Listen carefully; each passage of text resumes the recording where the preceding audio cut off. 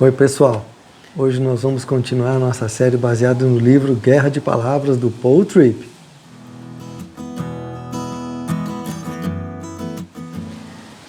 A nossa tarefa em relação à comunicação é falar de modo que agrade a Deus, que governa cada momento da nossa vida. A dificuldade disso é que nos estressamos com a nossa rotina e com as pessoas. E aí o que acontece? Falamos besteira. Mas podemos ter esperança se entendermos que cada situação está sob os cuidados do Senhor.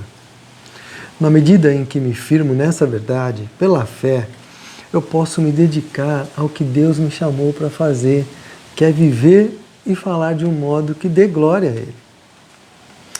Pense, quantas reclamações você faz por dia? Por causa de falta de dinheiro, dos filhos, do trabalho, por causa de um marido distante ou de uma esposa complicada, um carro quebrado, enfim. Motivos não faltam para reclamar. Verdade. Quanto da minha fala expressa irritação com aquelas pessoas que atravessam o meu caminho? Quanto da minha fala demonstra inveja daqueles que parecem ter vida mais fácil do que a minha? Só que quando eu reclamo dos problemas e quando eu reclamo das pressões da minha vida, na verdade eu estou reclamando, sabe do quê? De Deus. Vou te explicar. Quando o povo de Israel saiu do Egito, vocês conhecem essa história? Eles foram guiados por Deus para o deserto. E eles foram guiados através de uma coluna de nuvem durante o dia e uma coluna de fogo à noite. Mas aí, em vez de Deus os levar para um lugar seguro, não, Deus os levou para um lugar onde eles ficaram presos entre o exército do faraó e o mar. Será que Deus se enganou no caminho? Deus nunca se engana, não é mesmo? Só que quando eles se viram nessa situação, eles começaram a reclamar com Moisés. Falaram assim, será que não havia sepulturas no Egito? Por que você nos trouxe para morrermos aqui no deserto? Veja só o que você fez nos tirando do Egito, o que foi que nós lhe dissemos no Egito. Pedimos que nos deixasse em paz, trabalhando como escravos para os egípcios, pois é melhor ser escravo dos egípcios do que morrer aqui no deserto. Pois é. Olha que absurdo. Eles estavam reclamando com Moisés, mas nem foi Moisés que os levou para lá, foi o próprio Deus. Hoje nós sabemos que eles tinham que ficar naquela situação, não é? Para que Deus fizesse aquele grande milagre que foi abrir as águas para que o povo passasse e depois fechar todas as águas para destruir o exército do Egito. Esse milagre foi fundamental para fortalecer a fé deles. Mas eles não sabiam disso. E ficaram reclamando, dizendo que preferiam continuar como escravos. Olha só. Será que não é isso que nós fazemos? Quando Deus quer nos tirar do Egito e nos levar para um lugar melhor, em vez de esperar para ver o milagre que Ele vai fazer, perdemos tempo reclamando com as pessoas que estão perto de nós. O que nós não entendemos é que por trás de cada circunstância da vida, há um Deus de amor que está trabalhando sem parar para me tornar uma pessoa melhor. Quando eu tiver uma compreensão real dessa verdade, o modo como eu falo vai mudar e muito. Com certeza. A minha raiva e a minha frustração me levam a brigar com as pessoas e me revoltar com as situações. Mas, acima de tudo, me levam a lutar contra Deus. É isso aí.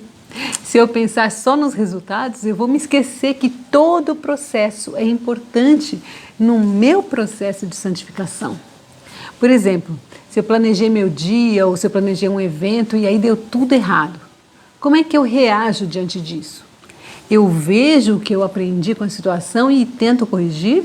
Ou eu me revolto e brigo com todo mundo que me atrapalhou? O que sai da minha boca nesses momentos? O que sai? Todas as circunstâncias da nossa vida, elas são usadas pelo Senhor para nos aperfeiçoar. As pessoas não estão na nossa vida por coincidência, por acaso, não. Elas são um instrumento nas mãos de Deus para nos moldar. Elas são um meio para Deus continuar a sua obra em nós.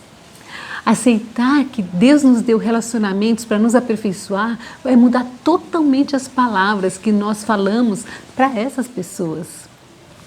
Tudo o que falamos deve dar glória a Deus. E tudo o que falamos deve trazer transformação também para as pessoas que estão ao nosso redor. A guerra de palavras existe exatamente porque o nosso inimigo, Satanás, não quer que a gente faça nenhuma coisa nem outra.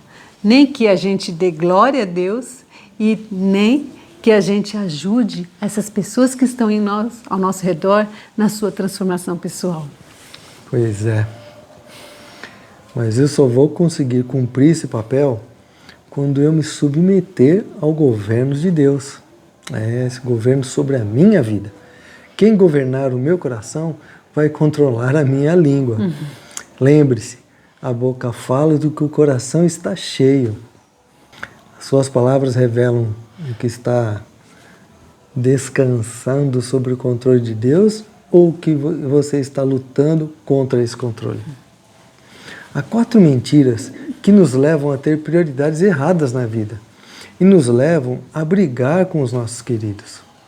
A primeira mentira é: as coisas físicas são permanentes, então super importantes. Só que a Bíblia diz em 1 João 2,17: este mundo passa e com ele tudo que as pessoas tanto desejam. Mas quem faz o que agrada a Deus vive para sempre. A vida se resume às coisas físicas. Se tudo que existe é que eu posso ver, então a minha vida vai girar em torno disso. Mas a Bíblia diz em Lucas 12:21: sim, é loucura acumular riquezas terrenas e não ser rico para com Deus. O sucesso é definido pelo que você tem. Se eu acreditar nisso, eu vou brigar com qualquer um que atrapalhar o meu sucesso. Sucesso! Mas a Bíblia diz em Lucas 12:15: a vida de uma pessoa não é definida pela quantidade dos seus bens. Não mesmo. Podemos encontrar vida nas coisas. Se isso fosse verdade, eu não precisaria de Deus. Mas Jesus disse, em João 4:3-14: quem bebe desta água logo terá sede outra vez, mas quem bebe da água que eu dou nunca mais terá sede. Ela se torna uma fonte que brota dentro dele e lhe dá a vida eterna.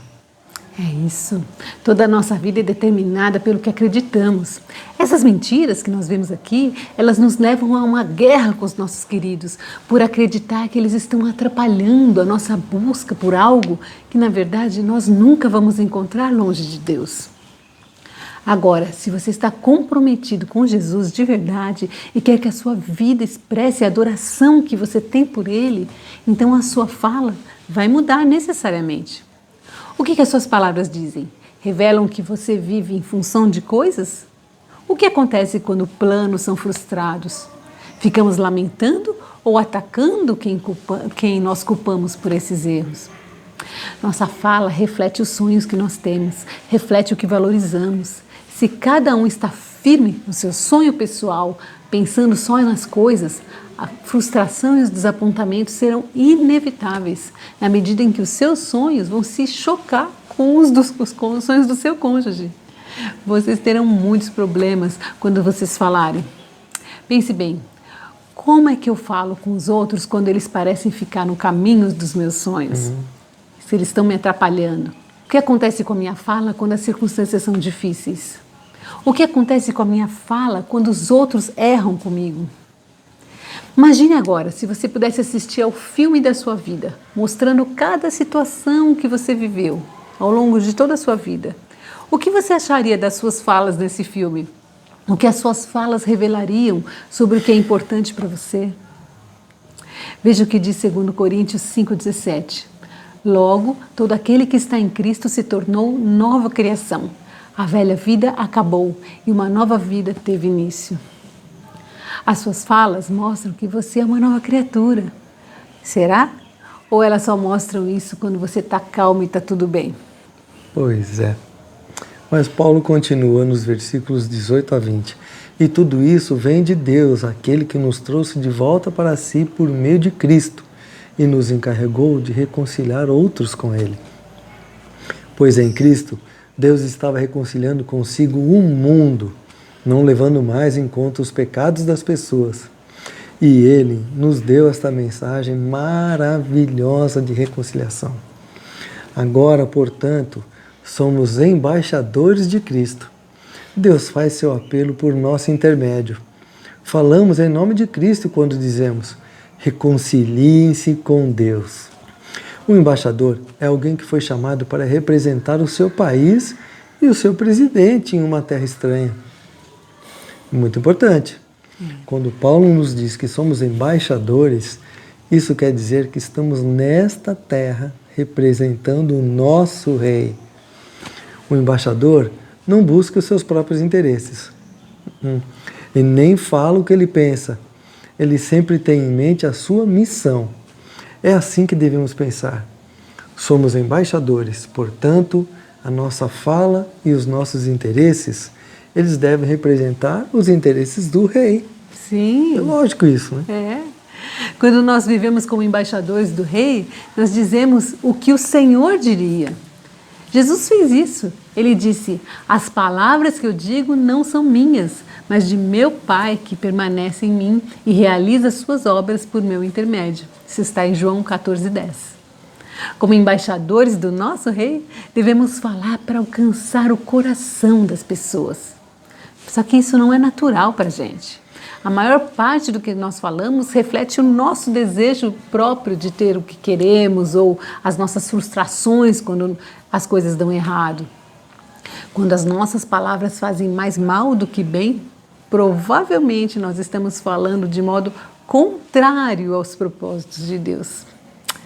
Em cada circunstância, Deus nos chama para falarmos do modo que Ele falaria. E qual é esse jeito de falar de Deus?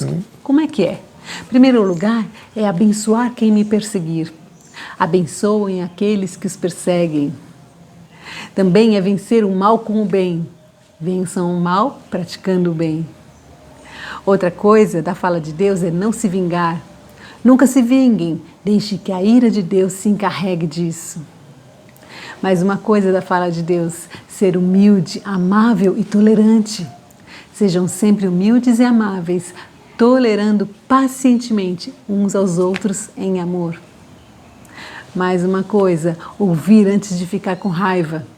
Estejam todos prontos para ouvir, mas não se apressem em falar, nem em se irar. Mais uma coisinha: pensar antes de falar.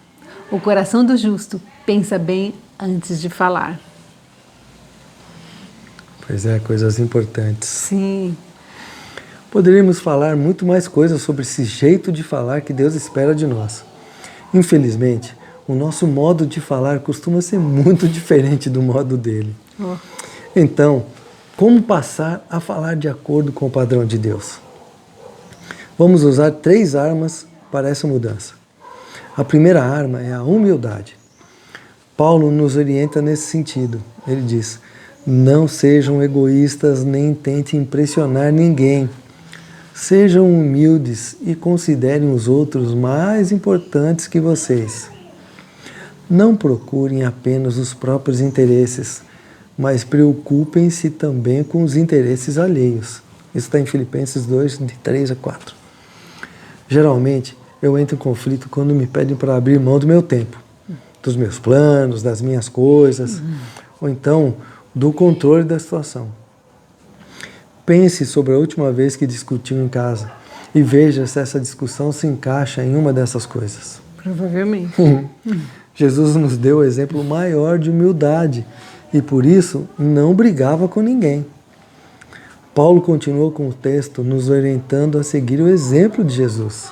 Ele diz: tenham a mesma atitude demonstrada por Cristo Jesus. Embora sendo Deus, não considerou que ser igual a Deus fosse algo que devesse se apegar. Em vez disso, esvaziou a si mesmo, assumiu a posição de escravo e nasceu como ser humano. Quando veio em forma humana, humilhou-se e foi obediente até a morte, e morte de cruz. Isso está em Filipenses 2, de 5 a 8.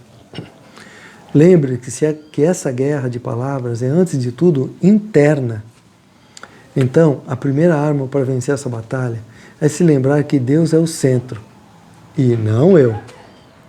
A segunda arma para começar a falar de acordo com o padrão de Deus é o perdão. É incrível saber que Deus perdoou todos os meus pecados. Se Ele, que é perfeitamente santo, está disposto a me perdoar, como eu poderia não perdoar alguém? Assim como o perdão de Deus transformou a minha vida, o meu perdão vai contribuir para a transformação de outras vidas, de quem está perto de mim. Veja a orientação que nós recebemos em Efésios 4, 31 e 32. Livrem-se de toda amargura, raiva, ira, das palavras ásperas e da calúnia e de todo tipo de maldade. Em vez disso, sejam bondosos e tenham compaixão uns dos outros, perdoando-se como Deus os perdoou em Cristo. Então, no lugar da raiva e das palavras ásperas, deve entrar o quê? A bondade e o perdão. Isso mesmo. A terceira arma que temos para começar a falar as palavras de Deus é a reconciliação. Os nossos queridos também entraram na guerra de palavras, porque estão longe do padrão de Deus. Os problemas que temos com eles são oportunidades que Deus nos dá para levar os nossos queridos a ter uma comunhão mais profunda com Deus. Sim. Paulo nos diz para levarmos a mensagem da reconciliação. Mas nunca faremos isso se os nossos relacionamentos estão quebrados, se nós mesmos não conseguimos resolver os conflitos. Nós fomos chamados a falar em nome do Rei.